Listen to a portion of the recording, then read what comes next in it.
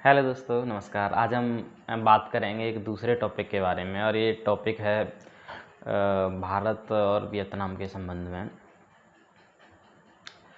दरअसल चीन से जो कंपनियां उखड़ रही हैं वो भारत ना आकर वियतनाम जा रही हैं। ये मेनली टॉपिक इस संबंध में है।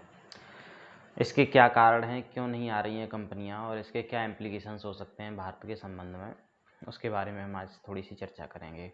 देखिए, अब चीन की एक कंपनी है हुवेई। हुवेई कंपनी टेक्नोलॉजिकली बहुत ज़्यादा एडवांस्ड कंपनी है और ये कंपनी इतनी ज़्यादा एडवांस्ड है कि इसने पश्चिमी देशों की जो तकनीक की जो सुपीरियरिटी है उसको खतरे में डाल दिया है। इससे पश्चिमी देशों की तकनीकी का खतरा तो है ही, सबसे ज़्यादा खतरा हुआ है अमेरिका की टेक्नोलॉजिकल सुपीरियरिटी को। अमेरिका क्या है, टेक्नोलॉजिकल सुपीरियर देश है और अपनी टेक्नोलॉजी की जो सुपीरियरिटी है वो उसको बनाए रखना चाहता है। और इस बनाए रखने के चक्कर में अमेरिका ने क्या है कि जो जिस भी देश ने अमेरिका से ज़्यादा टेक्नोलॉजिकली एडवांस्ड बनने की कोशिश की है उस पर हमेशा से रोक लगाने की कोशिश की है। इसका एक बहुत बड़ा एग्जाम्पल है जापान। एक समय था जब जापान मतलब टेक्नोलॉजिकली अमेरिका से भी आगे निकल गया। और जब जापान अमेरिका से आगे निकल गया, देखिए जापान हकीकत में तो आज भी अमेरिका से टेक्नोलॉजिकली बहुत ज़्यादा आगे है, लेकिन वो टेक्नोलॉजी जो जापान की टेक्नोलॉजी को टक्कर दे सके उसको जापान कभी भी मार्केट में नहीं लेकर आता है। ये एक सच्चाई है। ऐसा हुआ क्यों कि एक समय जब जापान ने अपनी टेक्नोलॉजी को अमेरिकन बाज़ारों में उतारा, जिससे अमेरिकन टेक्नोलॉजी कंपनियों को जब खतरा होने लगा, तो अमेरिका ने तरह तरह के बहाने बनाकर जापान पर तरह तरह के सैंक्शन लगाने शुरू कर दिए और अंत में जापानी कंपनियों को झुकना पड़ा, जापानी सरकार को झुकना पड़ा। और जापानी सरकार और जापानी कंपनियां इस बात का पूरी तरह से आज भी ध्यान रखती हैं। अच्छा, अब यही सेम कंडीशन आई है चाइना के साथ। चाइना ने क्या, चाइना की जो हुवेई कंपनी है उसने सबसे पहले 5G उपकरण बनाए और उसके 5G उपकरण दुनिया में सबसे सस्ते हैं और टेक्नोलॉजिकली काफ़ी एडवांस्ड हैं। जो अदर पश्चिमी देश हैं जिनकी कंपनियां अभी उस टेक्नोलॉजी को डेवलप कर रही हैं उनसे ज़्यादा। इस वजह से अमेरिका ने क्या है कि हुवेई कंपनी पर तरह तरह के बहाने लगाकर बैन लगाए, जिसमें एक बहाना ये है कि हुवेई कंपनी जो है ना पूरे विश्व में जासूसी करती है। हो सकता है ये संभव भी हो सकता है, क्या है, इस बात के चांसेस बहुत ज़्यादा हैं। और स्पेशली इंडिया का जो डेटा है उसकी तो कोई सिक्योरिटी की गारंटी ही नहीं है, क्योंकि हम में से 90% लोगों के पास आज की डेट में चाइनीज़ फ़ोन है। अगर फ़ोन चाइनीज़ नहीं है, किसी और कंपनी का है, तो भी वो मेड इन चाइना है। लाइक है सैमसंग के सारे फ़ोन, मैक्सिमम बहुत सारे फ़ोन चाइना में बनते हैं और एप्पल की बहुत सारी मैन्युफैक्चरिंग इक्विपमेंट की चाइना में होती है। उससे भी बड़ी बात क्या है, जो ये टच स्क्रीन का आप इस्तेमाल करते हो, इस टच स्क्रीन की मैक्सिमम मैन्युफैक्चरिंग चाइना में होती है। तो इस टच स्क्रीन में भी ऐसे सेंसर्स लगाए जा सकते हैं जिनसे जासूसी हो सके। जो इसके अंदर जो बहुत सारा मटेरियल होता है मोबाइल के अंदर, वो 90% मटेरियल ऐसा है जो ऑल ओवर वर्ल्ड को चाइना से सप्लाई होता है। इवन जो इसकी टेक्नोलॉजिकल अगर आप जैसे खोल के देखोगे तो उसके अंदर एक हार्ड डिस्क टाइप जो सीट निकलती है, इस तरह के इक्विपमेंट है। चिप की स्पेशली मैन्युफैक्चरिंग है। उसकी टेक्नोलॉजी भले ही किसी और कंपनी की हो, अमेरिकन कंपनी की रहती है, लेकिन उसकी मैन्युफैक्चरिंग जो होती है वो चाइना में होती है। और चाइना में जो टेक्नोलॉजी के डेवलपमेंट का यही आधार बना, उसमें मैक्सिमम चाइनीज लोग काम करते थे। वो इन कंपनियों से निकले, उसके बाद उन्होंने अपनी कंपनियां बनाई और वो टेक्नोलॉजिकली प्रॉस्पर हो गए। मतलब टेक्नोलॉजी किसी भी तरह से चाइना में ट्रांसफ़र हुई और उसका चाइना ने फ़ायदा उठाया। अब चाइना इतना ज़्यादा एडवांस हो गया कि वो अमेरिकन कंपनियों की टेक्नोलॉजी को खुलेआम टक्कर देने लगा है। टक्कर क्या, क्लियर कट जो है ना, कांटे की टक्कर शुरू हो चुकी है। अब अमेरिका किसी भी तरह से चाइना को घेरना चाहता है। अमेरिका, चाइना न सिर्फ टेक्नोलॉजिकली आगे हो गया बट कि फाइनेंशियली भी अमेरिका से बहुत आगे हो गया है। अभी जो मार्केट में न्यूज़ चल रही है कि पीपीपी के आधार पर चाइना अमेरिका से आगे हो, वो आज नहीं हुआ, आज से 3 साल पहले ही हो गया था, 2 या 3 साल पहले। तो इस तरह से चाइना की ये जो उभार है वो अमेरिका को पसंद नहीं है। और इसी समय भारत और चाइना के बीच जो गलवान वैली इंसिडेंट हो गया, जिसकी वजह से चाइना भारत के एकदम खिलाफ हो गया। ये एक रियली शॉकिंग इंसिडेंट था भारत के लिए, क्योंकि भारत अभी तक अपीजमेंट की पॉलिसी अपनाता रहा था बहुत सारे सालों से चाइना के प्रति।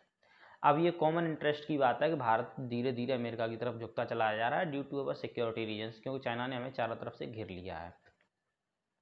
अब ऐसे में भारत जब अमेरिका की तरफ एकदम से झुका है, तो ये उम्मीद बनी थी कि जो चाइना से कंपनियां उखड़ रही हैं, क्योंकि अमेरिका ने ऐसी पॉलिसी बना रही है जिससे चाइनीज, अमेरिका का जो मैक्सिमम इन्वेस्टमेंट क्या है चाइना में है कंपनियों का, तो जो चाइनीज इन्वेस्टमेंट है, चाइना में इन्वेस्टमेंट है जिन कंपनियों में, वो कंपनियां वहाँ से उखड़ें, और उनको जापान और अमेरिका दोनों ही दे रहे हैं सब्सिडी अगर उन कंपनियों को उखाड़ने की, क्योंकि कोरोना के टाइम पे और थोड़ी सी बात बढ़ने पर चाइना ने ऐसी धमकी भी दी थी कि हम बहुत सारा रेयर अर्थ मैटर्स नहीं देंगे आपको, रेयर अर्थ मटेरियल नहीं देंगे, या जो ना कंपनियों की टेक्नोलॉजी ऑलरेडी चाइना के पास पहुंच चुकी है इस तरह की, और सारी सप्लाई चेन्स दुबा, आज की डेट में वर्ल्ड का 80% सामान चाइना में बनता है, पूरे वर्ल्ड में सप्लाई होता है, तो वो वर्ल्ड फैक्ट्री है।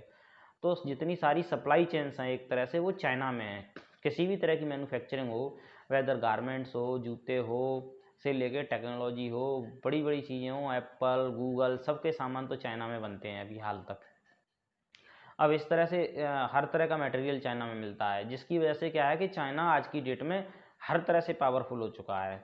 अब कोरोना के टाइम पे जब सभी जगह की सप्लाई एकदम से बंद हुई तो वर्ल्ड लीडर्स को ये समझ में आया कि अगर किसी भी समय चाइना पूरे वर्ल्ड की सप्लाई बंद कर दिया, किसी देश की पूरी तरह सप्लाई बंद कर दी, तो उस देश को तो वो किसी भी समय घुटनों पर ला सकता है। तो अब ये देश क्या है कि वहाँ से अपनी सप्लाई लाइन्स को खींच रहे हैं। सप्लाई लाइन्स का मतलब ये होता है कहीं पर भी जैसे एक चीज़ की फैक्ट्री लगी, जैसे कि जूते की फैक्ट्री कहीं पे लगती है, जैसे आपको ये मान लीजिए कोई फूड प्रोसेसिंग प्लांट लगता है, इस तरह से समझ लीजिए। अब फूड प्रोसेसिंग प्लांट के लिए सप्लाई में क्या चाहिए, फूड प्रोसेसिंग प्लांट के लिए सप्लाई में चाहिए पीछे से गेहूँ आना चाहिए, अगर मान लीजिए कोई आटा मिल लगा हुआ है तो गेहूँ आना चाहिए, फिर गेहूँ की आगे खपत के लिए जो ना वहाँ से ट्रांसपोर्टेशन की व्यवस्था होनी चाहिए, मिल लगने के लिए बिजली आनी चाहिए, उसकी मशीन्स आनी चाहिए। चाइना में क्या है, ये सारी सारी चीज़ इकट्ठी मिल जाती हैं एक ही जगह पर, वहाँ मशीन भी मिल जाएगी, बिजली भी फ्री मिल जाएगी, गेहूँ भी पीछे से आने लगेगा। इसी तरह से कोई फैक्ट्री जब बनती है, मोबाइल की फैक्ट्री है, तो उसका सिम भी चाइना में बन रहा है, उसका पीछे से अंदर का सारे इक्विपमेंट भी चाइना में बन रहे हैं, उसकी जो ना सारा माल मटेरियल चाइना में बन रहा है, इवन अब तो सॉफ्टवेयर भी चाइना में बहुत ज़्यादा बनने लगे हैं, जिसकी वजह से अमेरिका को परेशानी हुई है।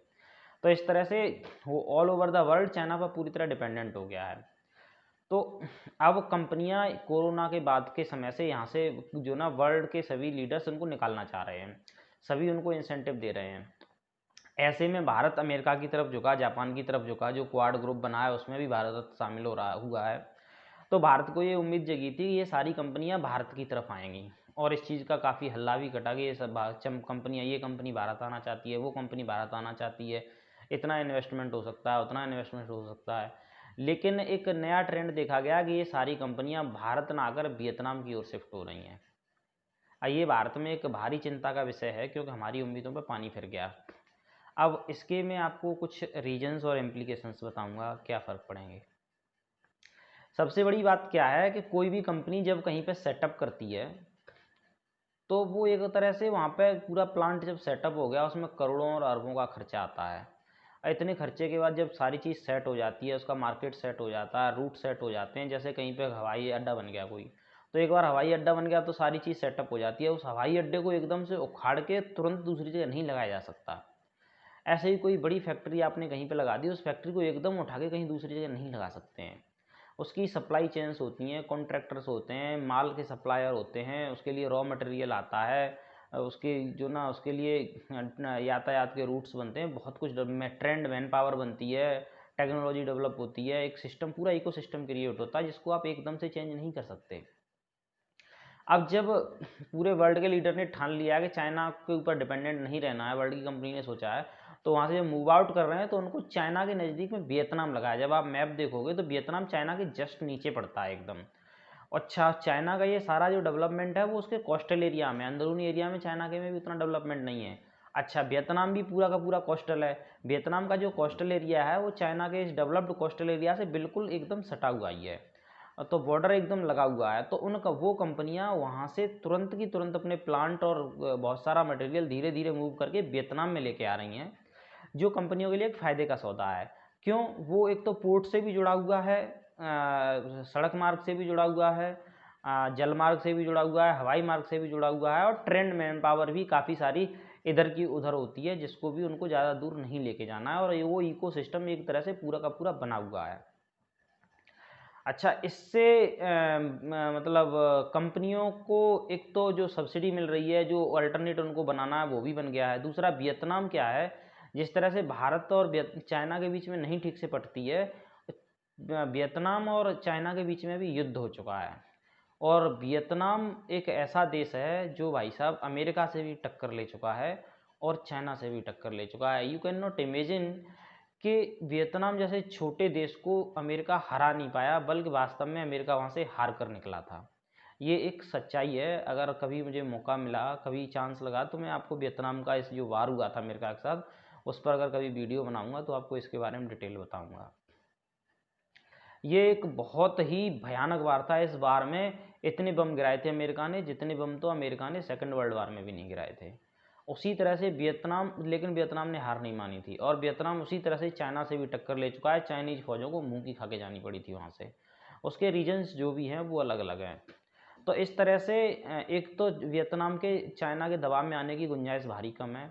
दूसरा, वियतनाम उन देशों के साथ अच्छे संपर्क बनाने की कोशिश कर रहा है जिनके चाइना के साथ अच्छे संबंध नहीं हैं। उसका रीजन वही है, सिक्योरिटी रीजन। क्योंकि वियतनाम, चाइना जिस तरह से आगे बढ़ रहा है, जिस तरह से पड़ोसी देशों को धमका रहा है, उससे जो ना उसके अड़ोसी पड़ोसी जितने भी देश हैं वो सब अपने संगठन बनाने में जुटे हुए हैं। तो चाइना, वियतनाम भी अमेरिका की तरफ आज की डेट में झुक रहा है और भारत के साथ संपर्क बना रहा है। तो अब ये कंपनियों को एक तो ये डर खत्म हो जाएगा कि चाइना अगर कल मना कर दे, चाइना अगर किसी देश पर दबाव बना के, वियतनाम को दबाव बना के नहीं रोक सकता है। वियतनाम से किसी भी तरह की सप्लाई चाइना मतलब नहीं रुकेगी, जो सप्लाई चाइना से आउट हो गई। और सप्लाई चेन्स को उनको वहाँ से ले जाने में बहुत ज़्यादा दिक्कत नहीं हो रही है। दूसरा सबसे बड़ा चीज़ है रॉ मटेरियल का। तो रॉ मटेरियल क्योंकि उसी इलाके में पाया जाता है और वो पूरा इलाका चाइना के साथ रोड लिंक से जुड़ा हुआ है, वो पेनिनसुला पूरा का पूरा एक जैसा ही है, भले ही देशों के बीच बाउंड्री हो। तो वियतनाम में भी बहुत सारे मटेरियल मिलते हैं। दूसरा, वियतनाम का जो नेचुरल रिसोर्सेस है वो अभी भी अनएक्सप्लॉयटेड है, मतलब उसको पूरी तरह से एक्सप्लॉयट नहीं किया गया, उसको अभी पूरी तरह से एक्सट्रैक्ट नहीं किया गया है। तो उसको एक्सट्रैक्ट करके बहुत ज़्यादा मतलब फ़ायदा कमाया जा सकता है। सबसे बड़ी बात, जो रेयर अर्थ मटेरियल्स हैं उनके संबंध में ये बात बहुत ज़्यादा है, क्योंकि उसी एरिया में रेयर अर्थ मटेरियल पाए जाते हैं जहाँ चाइना में। तो वो या तो वियतनाम में मिल भी जाएंगे, और वियतनाम में अगर नहीं भी मिले तो वो चाइना से इजीली सप्लाई भी हो सकते हैं। इस तरह से कंपनियां, दूसरा टैक्स रीजन्स भी हैं कई सारे, प्रशासनिक रीजन्स भी हैं, क्योंकि भारत में जब भी प्रशासन चेंज होता है, कोई भी सत्ता चेंज होती है, तो वो पुरानी सत्ता के मैक्सिमम रूल्स को बदल देती है। ये आप टेलीकॉम सेक्टर की बर्बादी के रूप में देख चुके हैं। भारत के टेलीकॉम सेक्टर को किस तरह से जियो ने बर्बाद किया, और उस पर आज तक कोई उंगली नहीं उठाता है। और सुप्रीम कोर्ट और सरकार सब ने जियो के पक्ष में फैसले दिए, ये भी नहीं सोचा कि इससे पूरा का पूरा टेलीकॉम सेक्टर बर्बाद हो जाएगा। उस टेलीकॉम सेक्टर के बर्बाद होने से जो बैंकिंग सेक्टर के लोन थे वो भी सारे डूब गए, हज़ारों लोगों की नौकरी चली गई। लेकिन उस पर न तो कोई बोलने वाला है और न ही कोई उंगली उठाने वाला है, क्योंकि अगर वो जो भी बोलेगा उसके साथ क्या हो सकता है वो कोई भी नहीं जानता। तो इस तरह से मतलब वियतनाम के साथ ऐसी प्रॉब्लम्स नहीं है। दूसरा, सी रूट से, जिन सी रूट से चाइना जुड़ा हुआ है, उन्हीं सी रूट से वियतनाम के साथ जापान, अमेरिका अच्छे तरह से जुड़े हुए हैं। जब ये सिचुएशन है तो काफ़ी फेवरेबल सिचुएशन बन रही है। और जापान के साथ डिस्टेंस एक बहुत मायने रखती है, वो डिस्टेंस फैक्टर काम कर रहा है। तो मैक्सिमम कंपनियां उसी एरिया में मूव कर रही हैं। इसका भारत में इम्प्लीकेशन ये है, भारत इतना बड़ा रिस्क लेने के बाद भी, चाइना के साथ इतना झगड़ा करने के बाद भी हमें उसमें कुछ खास पल्ले नहीं पड़ रहा है। पूरी तरह से अमेरिका के खेमे में जाने के बाद भी हमें उसका कोई फ़ायदा अभी तक नहीं मिलता दिख रहा है। और चाइना के साथ तो हमारी अब दुश्मनी 100% बहुत ज़्यादा बढ़ चुकी है, जिसके इम्प्लीकेशंस बहुत लंबे समय तक दिखाई देते रहेंगे। और समय ही बताएगा कि अब ये दुश्मनी कहाँ तक मोड़ ले सकती है और इसको कहाँ तक बचाया जा सकता है। तो ये तो समय के ऊपर निर्भर है। और लेकिन इस मौके पर जो अमेरिका है वो हमसे चाहता है, देखिए एक बहुत बड़ी खास बात मैं जो आपको बताने जा रहा हूँ, कि अमेरिका और जापान चाहते हैं कि भारत चीन से लड़ाई करे, और हर तरह से उकसा रहे हैं, हर तरह के संगठन में शामिल कर रहे हैं। लेकिन वो अपना इन्वेस्टमेंट भारत में लेकर नहीं आ रहे हैं, अपना इन्वेस्टमेंट लेकर भारत नहीं आ रहे हैं, टेक्नोलॉजी भारत लेकर नहीं आ रहे हैं, क्योंकि उनको भी डर है कि भारत अगर जो ना उभर के सामने आ गया तो ये भी एक महाशक्ति बन सकता है। तो भारत इस मामले में बहुत ज़्यादा सतर्कता से कदम उठा रहा है। अब तक की जितनी भी सरकार हैं, स्पेशली अपना प्रशासन जो हायर लेवल का आईएएस आईपीएस तबका है, वो इस चीज़ को बहुत अच्छी तरह से समझता है। कभी भी आप किसी सीनियर ऑफिशियल से बात करोगे तो आपको इस चीज़ के बारे में बहुत ज़्यादा डिटेल मिलेगी, कि वो लोग हमारे यहाँ इन्वेस्टमेंट नहीं करना चाहते, हमारे यहाँ टेक्नोलॉजी डेवलप नहीं करना चाहते, और भारत तब तक इस मामले में बहुत ज़्यादा इन्वॉल्व नहीं होना चाहता जब तक उसको सीधे सीधे इस चीज़ का फ़ायदा ना हो। क्योंकि भारत में बहुत बड़े लेवल पर बेरोजगारी है, और इस बेरोजगारी को दूर करने के लिए भारत को टेक्नोलॉजी चाहिए, भारत को इन्वेस्टमेंट चाहिए और नौकरियां चाहिए। जो है ना, इसी बात पर भारत का सबसे ज़्यादा नेगोशिएशंस है। और देखो हमारी सरकार अभी तक इस मामले में बहुत अच्छा काम कर रही है और बहुत संभल संभल कर फूंक फूंक के कदम रख रही है। और भारत अपने प्रीवियस एक्सपीरियंसेस का इस मामले में पूरा फ़ायदा उठा रहा है। बाकी तो चीज़ें भविष्य के गर्त में हैं, क्योंकि चाइना के साथ हमारे जो रिलेशंस हैं उनको हम बहुत लंबे समय तक मैत्रीपूर्ण कह ही नहीं सकते आज की डेट में, तो क्योंकि उन्होंने हमारे ऊपर जिस तरह से घातक हमला किया है, पहले भी हमारे साथ वार हो चुका है और हमें चारों तरफ से जिस तरह से घेरा है, ये सिचुएशंस ये बताती हैं कि चाइना के साथ हम ऑलरेडी इन वॉर हैं, we are not out of war. तो हमें उसके लिए अपने एलाइज ढूंढने ही होंगे और भारत उसको भी उस काम में लगा हुआ है। Hopefully we will get out of all these things and we will fight all the situations which are incoming and arising around the India. और thank you to listening this lecture. जय हिंद।